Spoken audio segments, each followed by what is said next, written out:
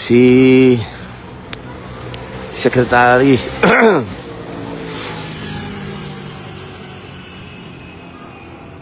si ES muna. Si ES ay nasa ospital. Siya po ay na-confine. Bukas po natin siya mapupuntahan at makakamusta. Bukas. Na-confine po siya doon sa ospital kanina. Saan namin siya dinala. Lamig. Yun po. Binalita ko lang po sa inyo yung ating ES na tunay na kaibigan ng ating mahal na dating Pangulo Rodrigo Roa Duterte ay sa mga oras na to ay naka-confine po sa ospital. Bunga po ng pag-collapse niya. 3 beses na po siya nag-collapse. Una sa airport, pangalawa sa hotel, pangatlo doon po sa detention center. Yun po. Pagdasal po natin ang ating mga huwag na po yung kulayan ng politika o ano pa man, bilang mga Pilipino at matatandaan na po. Pagdasal po natin silang maging maayos. Ayun po ang mga nagaganap po dito.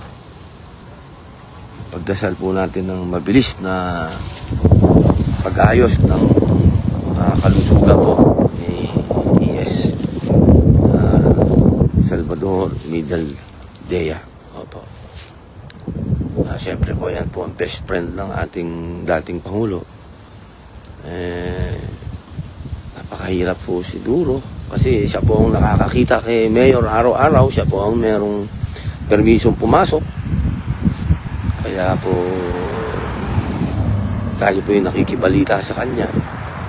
Siyempre ang lagi po nilang na sinasabi, okay si Mayor, maayos si Mayor, okay naman yung kulungan ni Mayor, okay yung selda ni Mayor, maayos naman yung pagkain. Lahat po yun sinasabi ni ES.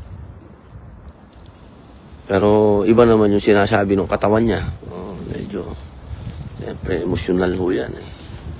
Iba yung pag tumama sa iyo ang emosyon, mahirap at depression yan.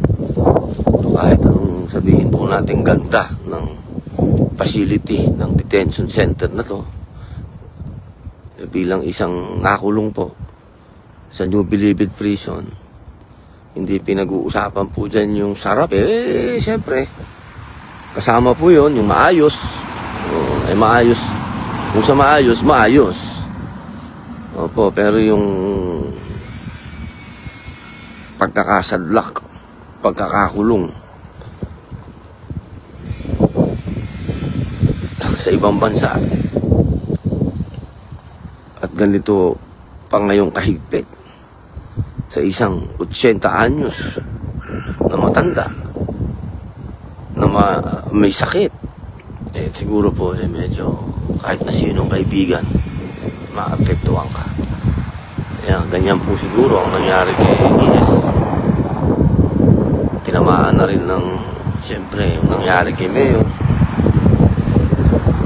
Bumaba na din yung adrenaline niya. Siyempre may adrenaline niya, yung mga bilis po na mga pangyayari. Unti-unti kang sisingilin ng ano yan ng katawan mo, pagod mo, hindi natutulog, wala pong tulog todits. Kailangan po kumilos, mabilis ang mga kilos nila. Hindi nga po natin sila iniistorbo sa kanilang mga aksyones. Nakasuporta lang po tayo dahil talagang ang aksyon po nila dito talagang mabilisan. Opo, iba po ang ano din dito takbuhan sana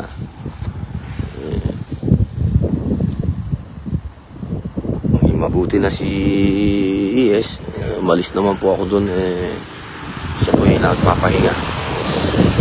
Maayos. Bumalik na po yung brother-in-law niya ang nandun. Yun po, nandito pa rin po ako. Inaantay po natin kung mapagbibigyan po tayo ngayong araw na to na makapasok. Panood yata yung asawa ko. Assalamualaikum. Bumati sa kanya binati ni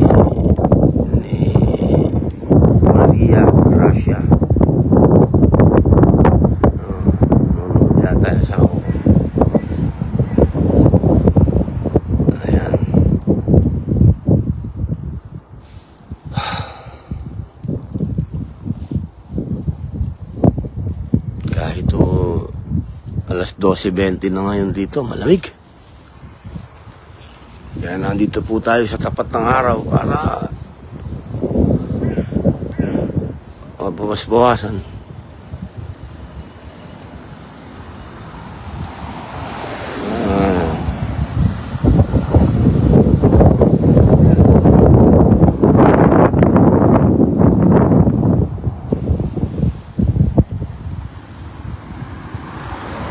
Andun pa rin po yung reporter, oh. Ang tiyaga din nun. Bilib din tayo dito sa mga nagtatrabaho na to. Dito pa rin sila.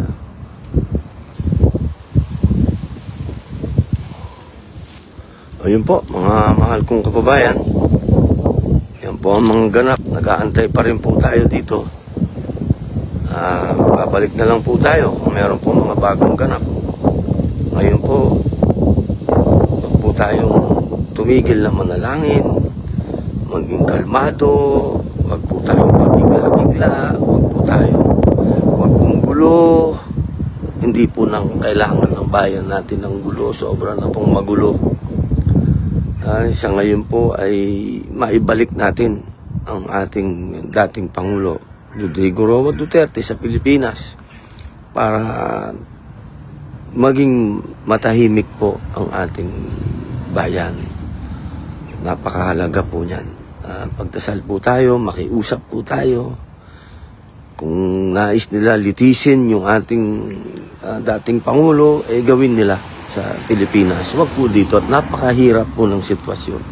Napakahirap po. Yun lamang po at maraming salamat. Muli, nagpapasalamat ako doon. Hindi man nila ako naiintindihan. Thank you very much. Thank you very much. Ayan, may mga dumating na pong lespo. Maraming lespo na dumating. Ayan na. Ayun na po. Ayun, oh. May mga lespo na po na dumating. Okay, makikibalita muna po ako doon. Kung ako po ba yung mapagbibigyan. Maraming salamat po sa inyong lahat, sa mga dasal po ninyo.